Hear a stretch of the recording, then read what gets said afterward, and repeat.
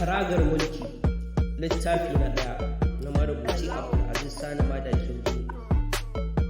Ni mai karantawa Nasiru Muhammad Tijjani daga wannan tasha tamu ta labaran nishaɗi. Marubucin ya fara da cewa a wani zamani can baya mai tsawo da ya shuɗe a ƙasar Hindu, an yi wani gawurtaccen sarki wanda ya shahara a kan ƙarfin mulki da kuma ƙarfin sihirin tsafi, wanda masana da masu bincike suka tabbatar da cewa a wannan zamani babu wani matsafi da ya kai shi ƙarfin sihirin tsafi a duk faɗin duniya. Komai na jin daɗin duniya Allah ya baiwa sarki, wannan sarki wanda ake kira da suna Kanzal, face rashin haihuwa. A wajen mahaifinsu su tara ne kuma gaba ɗayansu maza ne, babu mace ko ɗaya. Sarki Kanzal shine ɗan auta a gidan sarauta. Lokacin da mahaifinsu ya kwanta ciwo, sai gaba ɗayan su taron kowa ya ƙwalla faransa akan sarautar, har ya zama da cewa suna ta kai wa junansu hari domin su hallaka junansu. Bisa dole kowannensu ya nemo hayar dakaru na waje domin tsare lafiyarsa da rayuwarsa, amma duk da haka sai da kowannensu ya sha baƙar wahala, ya kusan rasa rayuwarsa saboda mugun tanadin da suke wa juna. Waɗannan 'yan uwa guda tara suna yin tsananin gaba, babu wanda yake son ya ga wani a raye. Babu wanda ya fi shan wahala a cikinsu sama da sarki Kanzal, domin a wannan lokaci shine mafi ƙanƙanta a cikinsu. Sau uku ana sassara shi, ana yi masa dukan ka ana zaton ya mutu. Kai akwai lokacin ma da aka ɗaɗɗaure shi ta mau da igiya, aka sa shi a cikin buhu, aka kulle buhunhunan, aka jefa shi cikin teku. Amma bayan sati biyu sai gashi ya dawo fada a raye, duk jikinsa ya sha ɗinki na sarar takobi. Ko da ragowar 'yan uwansa su takwas suka ga sarki Kanzal a raye, sai suka firgice kuma suka kamu da tsananin mamaki, saboda a gaban idanuwansu aka sassara shi, aka sa shi a cikin buhu, aka jefa shi a teku. A wannan rana ne da Kanzal ya zo fada ya iske mahaifinsu ya mutu, kuma ya iske za a fara gabatar da gasar hawa karagar mulki a tsakanin yayyansa su takwas. Dama a wannan lokaci hankalin fadawan sarki, wato 'yan majalisa masu zaɓen sabon sarki, a tashe yake, saboda tsawon sati uku ana neman Yarima Kanzal ba a gan shi ba, kuma ko ɗuriyarsa ba a ji ba. Tuni a wannan lokaci ya zama na cewa mahaifiyar Yarima Kanzal ta sadu da cewa an kashe ɗanta, duk da cewa ba a ga gawarsa ba. Sai ta yi ta kuka dare da rana, har ma ta sa aka shirya bikin mutuwarsa. Da yawa daga cikin 'yan majalisar ƙasar Hindu sun fi son a ce Yarima Kanzal ne ya zamo sarki, saboda shi kaɗai ne gadon mahaifin nasu a halaye na kirki. Kanzal yana da tausayi, jin ƙai da taimakon talakawa, saɓanin ragowar 'yan uwan nasa waɗanda babu abin da ya shige musu gaba face mulki, dukiya da kuma zalunci. Shi kansa mahaifinsu Yarima Kanzal tun yana da rai ya nuna tsananin soyayyarsa akan Yarima Kanzal, saboda kyawawan halayensa, kuma ya fi son a ce shi ne ya gaje shi. Amma saboda dokar masarautar ita ce sarki ba shi da ikon bayar da karagar ga wani ɗa nasa face an yi gasa, dole ya ƙwar da batun bawa Yarima Kanzal karagar. A ranar da sarki zai mutu ma, yini yayi yana kuka gami da ambaton sunan Yarima Kanzal saboda baƙin cikin rashin ganinsa. Al'amarin da sa ciwon nasa ya ƙara tsanani kenan, har zuciyarsa ta buga, sanadin ajalinsa kenan. Lokacin da Yarima Kanzal ya shigo cikin fadar birnin Hindu, a lokacin da fadar ta cika ta batse, babu masaka tsinke saboda yawan bil'adama, sakamakon an zo kallon ɗan sarkin da zai lashe gasar hawa karagar mulki. Sai fadar ta yi tsit tamkar mutuwa ta gifta. Ba komai ne yasa fadar ta yi tsit ba face ganin shigowar Yarima Kanzal cikin fadar tare da wata mace jaruma a cikin shigar yaƙi, wacce ke sanye da fararen tufafi tana take masa baya. Ta rufe fuskarta da farin rawani, idanunta kada ake gani, kuma ta rataye wata zabgegiyar takobi a bayanta. Babu wanda ya taɓa ganin wannan jaruma a nahiyar gaba ɗaya, don haka mamaki biyu jama'a suke yi, musamman ma 'yan uwan Yarima Kanzal. Mamaki na farko shine garin Yarima Kanzal a raye, tunda kowa ya ɗauka cewa ya mutu. Mamaki na biyu kuma shine na ganinsa da wannan baƙuwar jaruma, kuma ina Yarima Kanzal ya samu ta. Wannan su ne tambayoyin da gaba ɗayan mutanen da ke cikin fadar suke yi wa kansu a cikin zukatansu, amma kuma babu wanda ya iya baiwa kansa amsa. Bayan kowa ya miƙe tsaye a cikin fadar sakamakon ganin Yarima Kanzal, an kama kallon kallo a tsakanin Yarima Kanzal da 'yan uwansa guda takwas. Sai Kanzal ya durfafi inda alƙalan gasar suke, fuskarsa cike da annuri. ko da ya zo dab da su sai ya rasa ya gaishe su cikin girmamawa, ya ce, Ubangijinmu Zakur ya dawo da ni gida lafiya bayan ɓata na tsawon sati 3. Gashi na dawo daidai ranar da za a fara wannan gasa, don haka maimakon a yi gasar ta tsawon kwana 8 sai a ƙara kwana guda ya zamo kwana 9. Ko da jin wannan batu sai farin ciki ya lullube gaba ɗayan jama'ar da ke filin fadar. Aliran daga cikin 'yan majalisar tare da 'ya'yan sarki su 8 ne suka kamu da tsananin baƙin ciki gami da takaici saboda tsananin mamaki da firgici na ganin Yarima Kanzal. Ba san sa'ad da gumi ya fara karyo musu ba.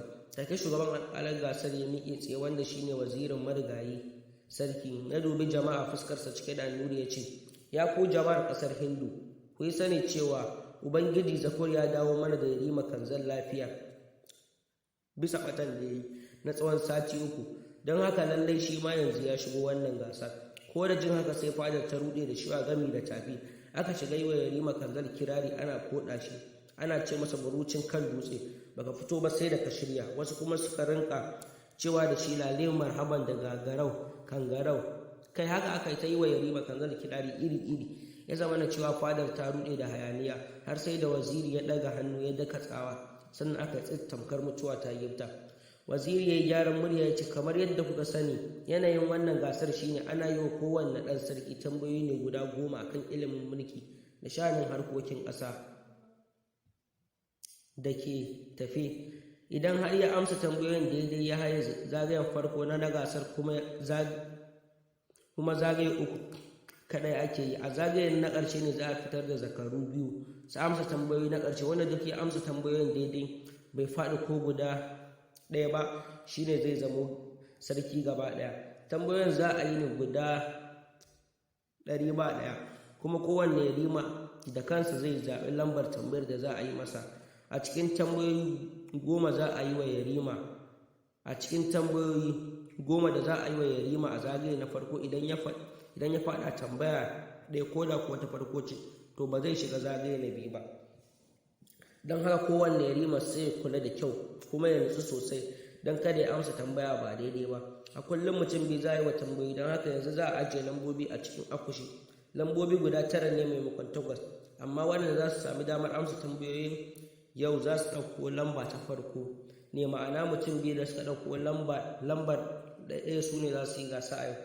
Ko da waziri ya zo na azancensa sai ya ɗaga hannunsa ya yi wa wani hadimi inkiya. Take wannan hadimi ya shigo tsakiyar filin fadar ɗauke da akushi rufe ya ajiye gaban alƙalan gasa. A cikin akushin an sanya waɗansu dunkulallen takardu guda 9.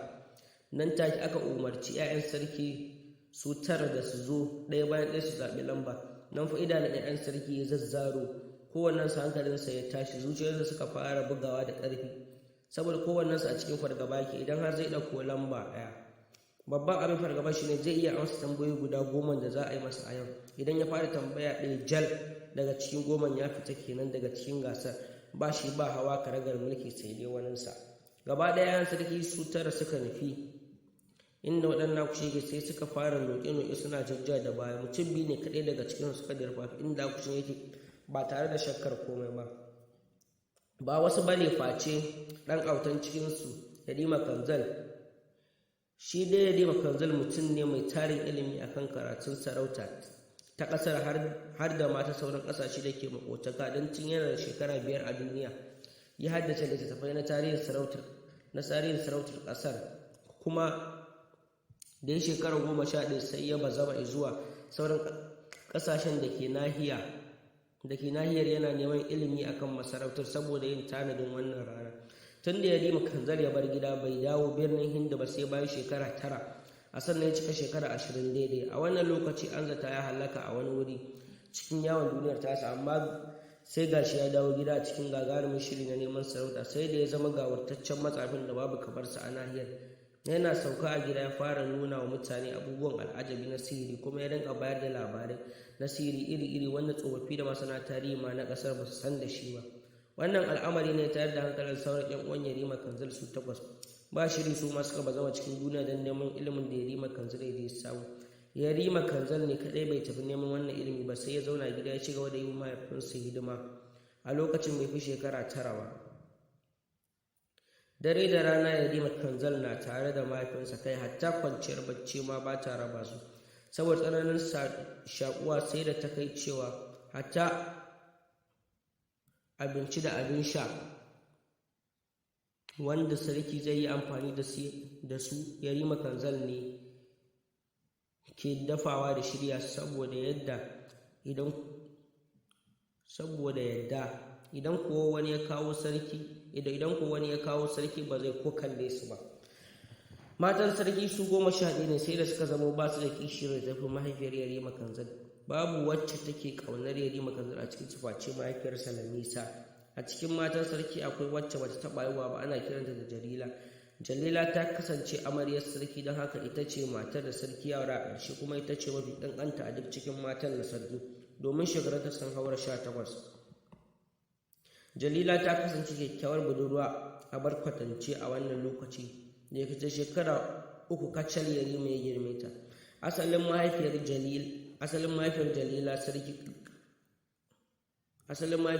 Jalila sarki Kairus ya bayo wa mahaifinsa Yarima Kanzal auren Jalila ne, ba don komai ba sai saboda tsohon wani buri da ke ƙarƙashin zuciyarsa wadda ya gagari iyayensa da kakanninsa cikawa.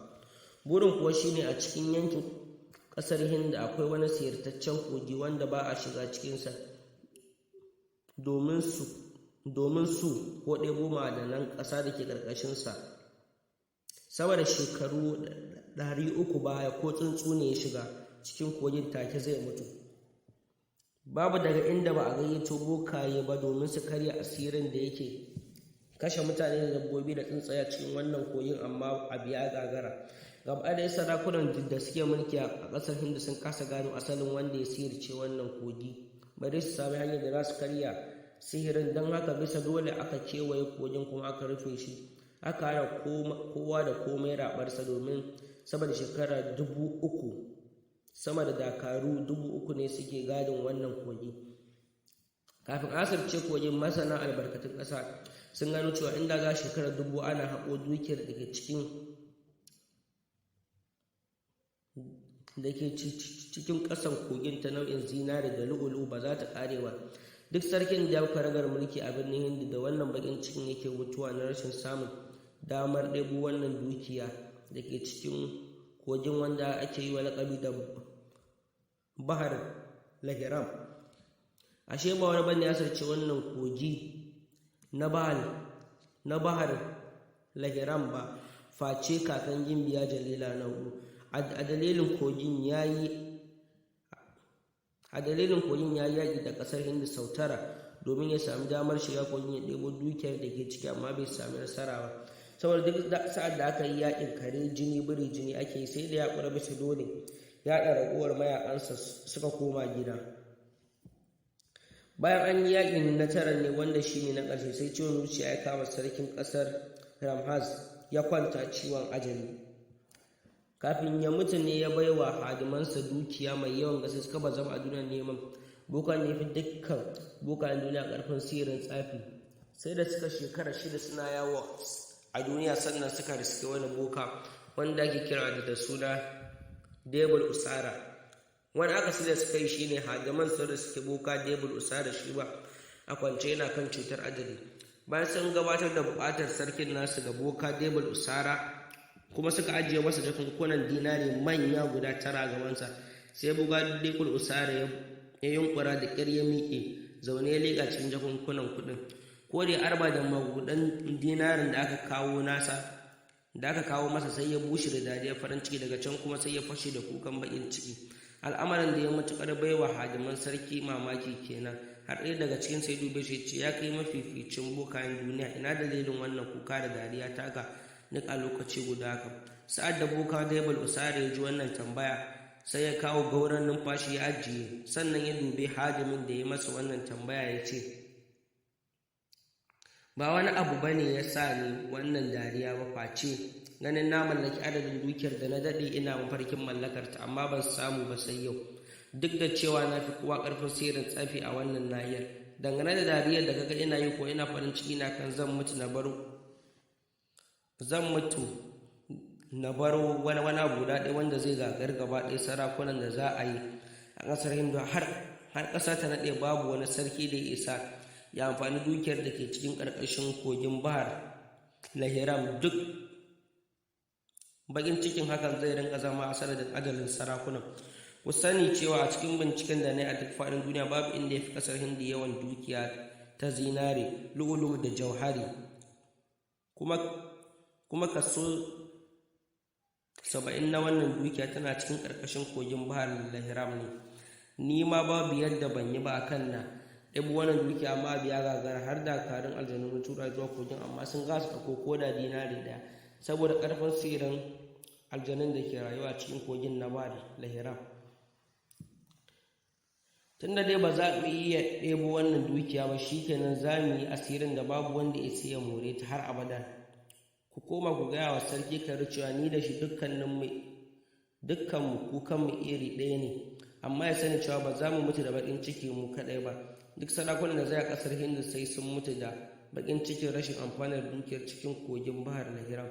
Ku tashi ku yi tafiyar ku kafin ku isa gida na gama wannan aikin. Aiko daga wannan rana dukiyar da ke cikin kogin bahar lahiram ta ƙagar kowa a ƙasar Hindu, walau 'yan gari ko baƙi, kuma ya zama haramun ga duk wata halitta mai rai. Kafin wannan hadiman su bar wajen boka Debul Usara, sai da ɗayan sai dube shi ce, ya kai sarkin boka duniya, yanzu kana nufin ka ce babu yadda za a yi sarkin mai samu damar amfanar dukiyar cikin kogin bahar lahiram har abada? Sa'ad da boka Debul Usara ya ji wannan tambaya, sai ya bushe da dariya ce, ku gaya wa sarkin ku cewa idan har yana son ya amfana da dukiyar cikin kogin bahar lahiram, to sai dai ya aurar da 'yarsa ga sarkin ƙasar Hindu. Duk ranar da ta sami haihuwa da sarkin, to a ɗauke jinin haihuwar tata ɗigo ɗaya ɗaga cikin cibiyar ruwan ta taɗe da kogin bahar lahiram ya zama mallakinsa. Lokacin da Jalila ta cika shekara 3 da auren sarkin ƙasar Hindu, ta gaba ta samu juna biyu ba, sai hankalinta ya dugunzuma ainihin. Ta kama da tsananin baƙin ciki. Bisa wannan dalili ne ta sa likita ya bincika lafiyarta da ta sarki, inda ya tabbatar mata da cewa ita lafiyar ta kalau take, amma shi sarki ya daina haihuwa. Ko da jin wannan batu sai kin biya Jalila ta sulale ƙasa sumammiya. Ba komai ne yasa Jalila ta suma ba face tsananin bakin ciki game da nadamar yin aurenta, saboda kafin a yi auren sai da ta yi rantsuwa da girman abin bautar ta ɗaukar wa mahaifinta alƙawari cewa lallai sai ta cika masa burinsa, ta share masa hawaye. Daga wannan rana Jalila ta fara tunanin hanyar da za ta bi ta kawar da gaba ɗaya 'ya'yan sarki da dukkanin matansa na aure, domin ya kasance ita kaɗai ce za ta haye kan karagar mulkin ƙasar. A bisa wannan niyya ce ta yi ta haɗa munafunci da rigima kala-kala tsakanin 'ya'yan sarki, har ta haddasa mummunar gaba a tsakaninsu. Kafin a zo wannan gasar hawa karagar mulki, akwai wani mummunan abu da ya faru. Yarima Yunus, wanda shine babba ɗan sarki, yana da wata budurwa mai suna Umaira, wadda yake tsananin ƙaunarta, kuma tun suna yara suke soyayya. Ita dai Umaira ta kasance ɗa ga wani bawan sarki mai kula da wani gidan gona. Kawai sai aka waye gari an kashe Umaira cikin harawar gidan gona. Lokacin da aka tsananta bincike domin a gano wanda ya kashe Umaira, sai aka ga wani abin hannu na zinari na Imran a cikin aljihun Umaira. Imran, wanda shine na biyu a cikin 'ya'yan sarki, wato shine ke bin Yarima Yunus. Shi dai abin hannun na Yarima Imran duk duniya shi kaɗai yake da irinsa, duk da cewar sauran 'ya'yan sarki suna da shi, amma ya bambanta da na wani, saboda kowanne abin hannu an yi shi ne da kalar ƙarfe daban. Abin hannun Yarima Imran an yi shi ne da zinari, na Yunus kuma da lu'ulu'u, na sauran kuma da jauhar, zubar daji, farin yakutu, tagulla, dutsen safata kore da kuma dutsen safaya shuɗi. Sarki marigayi wato mahaifin Yarima Kanzal shi ne ya raba musu waɗannan ababen hannu guda 9, kuma ya amfani da girma ne wajen raba ababen hannu. Ma'ana yawan shekarun kashi ne darajar abin hannun da za a baka. Abin hannun da aka ba Yarima Kanzal shine mafi kankantar daraja, wato dutsen safaya shune. Amma kuma akwai wani babban sirri cikin wannan abin hannun wanda aka ba wa Yarima Kanzal, kuma shi kansa bai san da sirrin ba. Babu wanda ya san sirrin da ke cikin wani abin hannu na Yarima Kanzal face mahaifinsa sarki marigayi. Bayan sarki marigayi ya raba wa Yarima Yunus waɗannan abubuwan hannu, sai da ya kira Yarima Kanzal a sirrance, dube shi cikin wani irin yanayi na tausayawa, kamar zai zubar da hawa, ya ce, ya kai ɗana, ka yi sani cewa cikin ku 9 kai ne kaɗai na san cewa yana ƙaunata bil haƙƙi, kuma kai ne kaɗai za ka iya sallama rayuwar don kare tawa. amma gaba ɗaya 'yan uwanka sun ƙaguma su ga na mutu su mallake karagata. Ba ni da ƙarfin da zan iya ɗaura ka kan karagar mulkin nan walau a yanzu ko bayan mutuwata, tunda dole sai an bi ƙa'ida da ta gasar hawa karagar mulki. Gaba ɗaya waɗannan 'yan uwa naka 8 sun fi ka damar hawa kan wannan karaga, amma idan ka kiyaye wasu abubuwa da zan gaya maka yanzu sai ka zo ka zama kai ne da karagar mulki. Abu na farko shine ka kula da abin hannunka wanda na raba muku ko 9, duk wuya duk rantsi, komai dare komai rana ya kasance kana tare da shi. Kada ka kuskura ka bari ya subuce daga hannunka ko ya nisanta da kai. Abu na 2, ka zamo mai juriya da kuma haƙuri bisa duk irin yanayin da ka tsinci kanka a ciki. Abu na 3 wanda shine na ƙarshe, ka zamo mai faɗin gaskiya bisa duk abin da za ka faɗa. Idan ka yi alƙawari lallai ka cika. Idan aka baka amana kada ka ci ya kai ɗana. Idan ka kiyaye waɗannan abubuwa da na lissafo maka, babu irin haɗaɗarin da za ka shiga baka fita ba, kuma duk abin da ka sa a gabanka sai ka yi nasara. Lokacin da sarki ya zo nan a zancensa, sai hawaye ya zubo wa Yarima Kanzal, ya rungume shi yana mai fashewa da kuka har zuwa tsawon 'yan daƙiƙu. Daga can kuma ya janye jikinsa daga jikin mahaifinsa, suka fuskanci juna. Ya dube shi ce, ya kai abba na, ka yi sani cewa yadda na shaƙu da kai kuma nake tsananin ƙaunarka, ko mahaifiyata ba na ƙaunar ta haka. Idan har mutuwa za ka yi ka bar na cikin wannan duniya, to zan so a ce mu mutu tare. Ko da jin haka sai sarki ya yi sauri ya rufe bakin Yarima Kanzal da tafin hannunsa, kuma ya dube shi cikin murmushi ce, ya kai ɗana, ina so ka rayu domin ka zamo sarki, ba don komai ba sai saboda kana da kishin ƙasar nan da al'ummarmu. Cikin 'ya'yana duka kai kaɗai kake da irin wannan kishi wanda nake da shi. Kai ne kaɗai zuciyarka take da adalci irin nawa. Tabbas idan ba kai ne ka zamo sarki ba, komai na ƙasar nan sai ya dagule. Ƙarshe ma ana ji ana gani wata ƙasar za ta zo ta mamaye mu. Ina son ka yi mini alƙawari guda 2 bisa cewa idan har ka zamo sarki za ka cika mini su. To masu sauraro, a nan za mu dakata, sai ku saurare mu a kashi na 2 a cikin wannan littafi mai suna Karagar Mulki, wanda marubuci Abdulaziz Sani Madaki zai ya wallafa. Ni mai karantawa Nasir Muhammad Tijjani ake cewa mu tara a nan gaba.